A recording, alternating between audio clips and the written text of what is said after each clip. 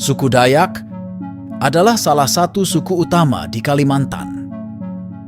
Keunikan budaya, seni, kearifan lokal, hingga daya tarung suku Dayak tersohor di seluruh penjuru Nusantara, baik Indonesia, Malaysia maupun Brunei.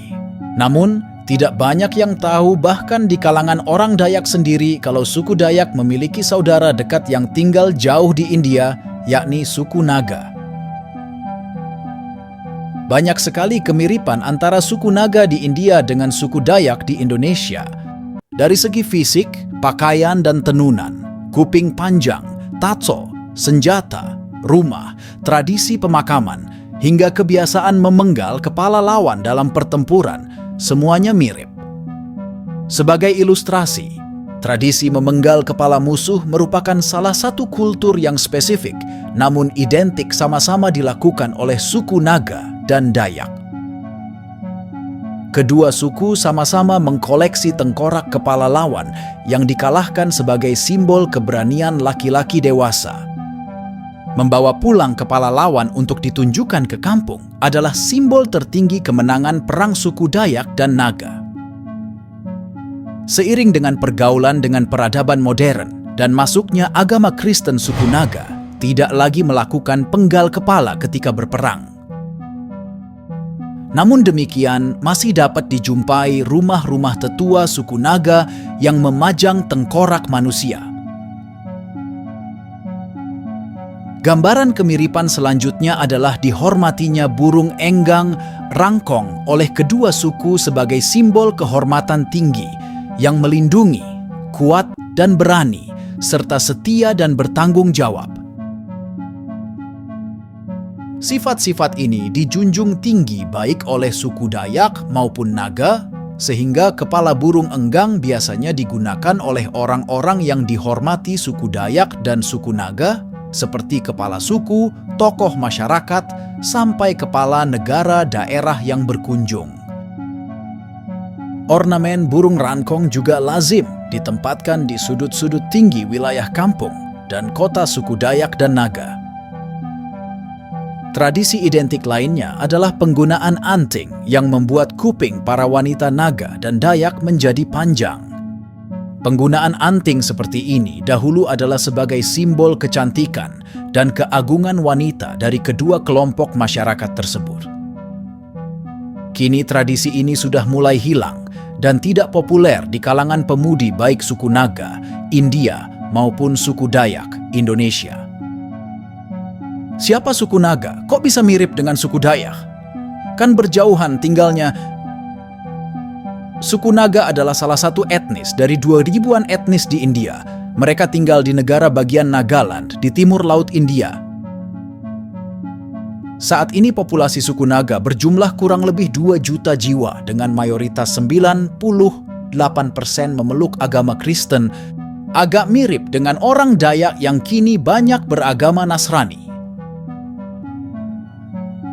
Berdasarkan penelitian atas suku Naga oleh ilmuwan seperti McGovern, Kunstadter, Barrows, dan W.C. Smith mengkonfirmasi dekatnya kekerabatan suku Naga dengan suku Dayak secara antropologis.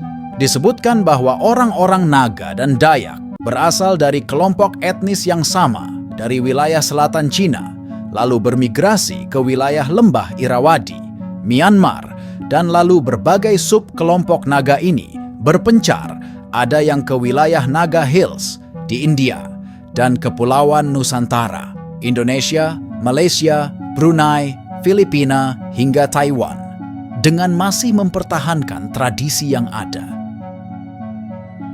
Tentu jika kita melihat sekilas foto suku Naga di internet tanpa membaca keterangan, pasti menjadi kesulitan membedakan mana orang Dayak, mana yang orang Naga, karena begitu miripnya kedua masyarakat ini.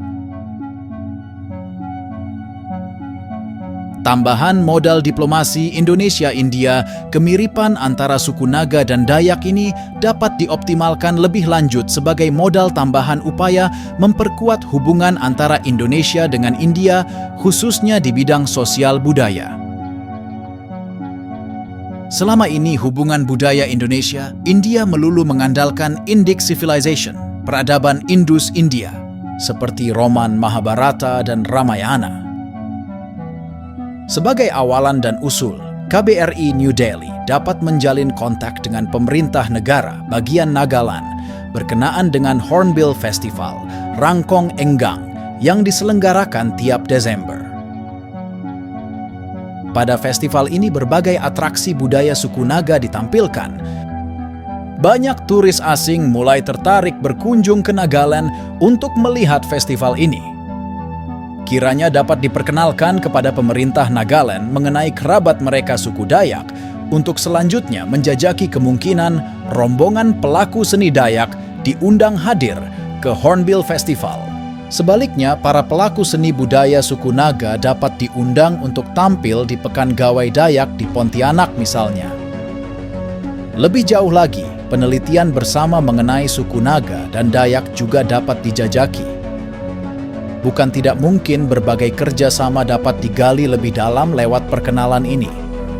Inisiatif ini perlu dimulai sebagai upaya penguatan hubungan people-to-people Indonesia-India, khususnya orang Dayak dan Naga, yang tentu saja dapat memperkaya khasanah keunikan dan kearifan suku Dayak itu sendiri, sekaligus memperkenalkan suku Dayak ke saudara dekatnya yang tinggal jauh di India sana.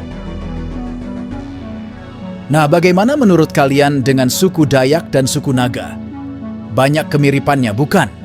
Jika kalian suka dengan video ini, silakan subscribe channel ini, serta like, komen, dan share sebanyak-banyaknya video ini.